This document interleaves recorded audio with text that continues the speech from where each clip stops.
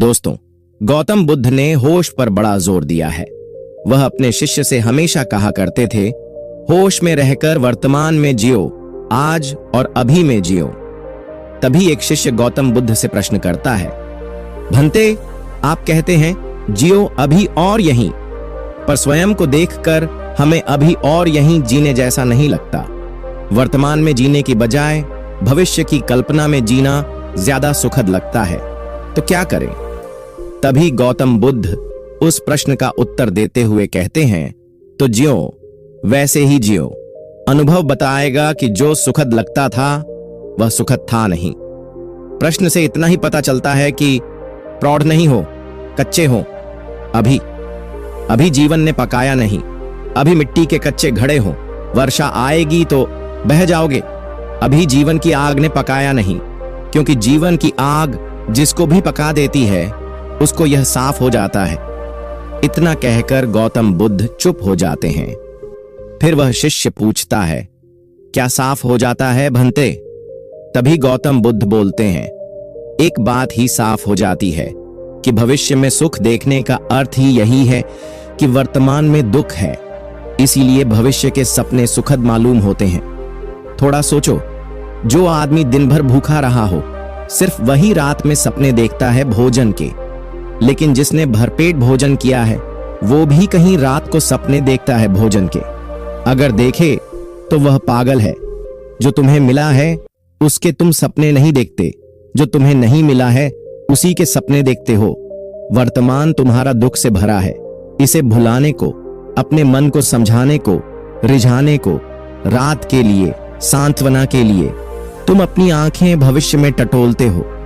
कोई सपना, कल सब ठीक हो जाएगा, उस कल की आशा में, भरोसे में आज के दुख को झेल लेते हो। मंजिल की आशा में रास्ते का कष्ट नहीं मालूम पड़ता। पहुंचने के ही करीब, हालांकि वह कभी आता नहीं, यह तुम्हें भी मालूम है। आज जिसको तुम आज कह रहे हो, यह भी तो कल था। इस आज के लिए भी तुमने सपने देखे थे, वह पूरे नहीं हुए। ऐसा ही पिछले कल भी हुआ था, और पिछले कल भी हुआ था, और यही आगे भी होगा। अगर तुम्हारा आज सुखपूर्ण नहीं है तो दुखपूर्ण आज से सुखपूर्ण कल कैसे निकलेगा? थोड़ा सोचो, आज कहीं आकाश से थोड़ी आया है, वह तुम्हारे भीतर से आया है। तुम्हारा आज अलग है, मेरा आज अलग है। कैलेंडर के धोखे में मत पड़ना। कैलेंडर पर तो तुम्हारा भी आज वही नाम रखता है, मेरा आज भी वही नाम रखता है, लेकिन यहां तुम जितने लोग बैठे हो उतने ही आज हैं। पूरी पृथ्वी पर जितने लोग हैं उतने आज हैं, और अगर तुम पशु पक्षियों और पौधों को भी गिनो तो उतनी ही संख्या है। कैलेंडर बिल्कुल झूठ है। उसे ऐसा लगता है एक ही दिन है सबका। रविवार तो सभी का रविवार, जरूरी नहीं किसी की जिंदगी में सूरज उगा हो तो रविवार, और किसी की जिंदगी में अंधेरा हो तो कैसा रविवार। आज कहीं आकाश से नहीं उतरता है, समय कहीं बाहर से नहीं आता है। समय तुम्हारे भीतर से पैदा होता है। तुम ही आज को जीकर कल को पैदा करोगे। तुम्हारे ही गर्भ में निर्मित होता है कल निर्मित हो रहा है आज, और इसलिए मैं कहता हूं, आज और अभी जी लो, और इतने आनंद से जियो, ऐसे भरपूर जियो कि जो तुम्हारे गर्भ में निर्मित हो रहा है वो भी रूपांतरित हो जाए, वो तुम्हारे आनंद को पकड़ ले। अगर आज तुम दुख में जी रहे हो, कल की आशा कर रहे हो, सुख की आशा से कल पैदा नहीं होगा। कल तो तुमसे पैदा होगा।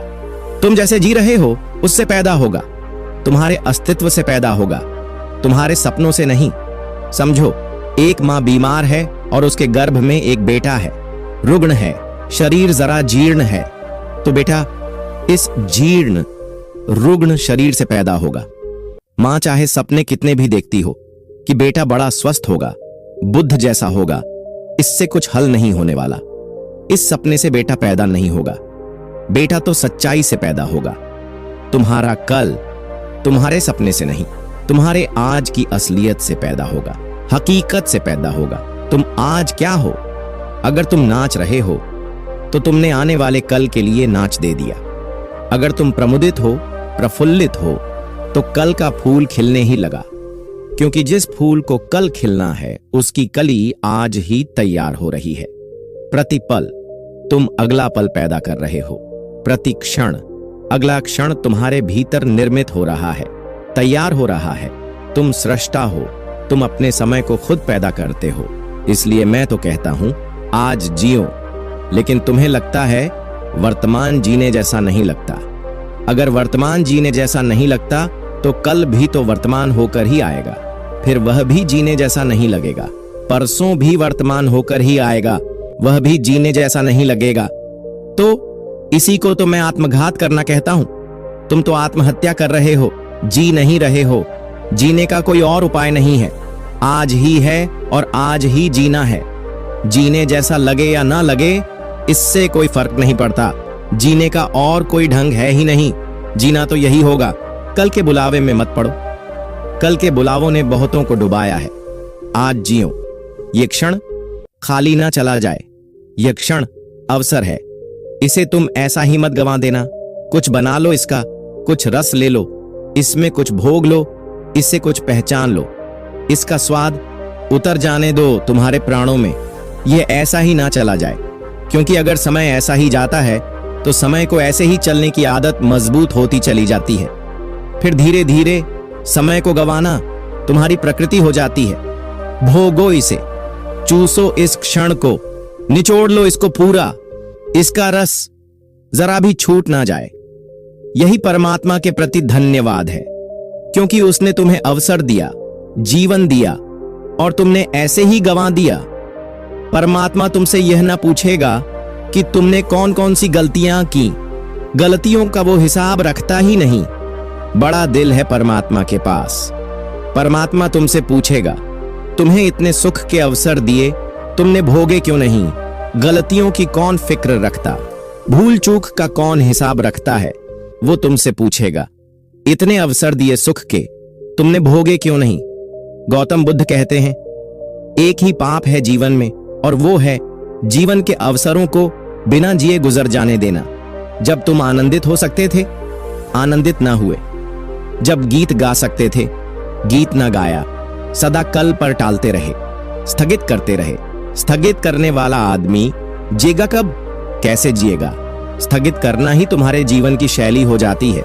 बच्चे थे तब जवानी पर छोड़ा, जवान हो तो बुढ़ापे पर छोड़ोगे, और बुढ़ापे में लोग अगले जन्म पर छोड़ रहे हैं।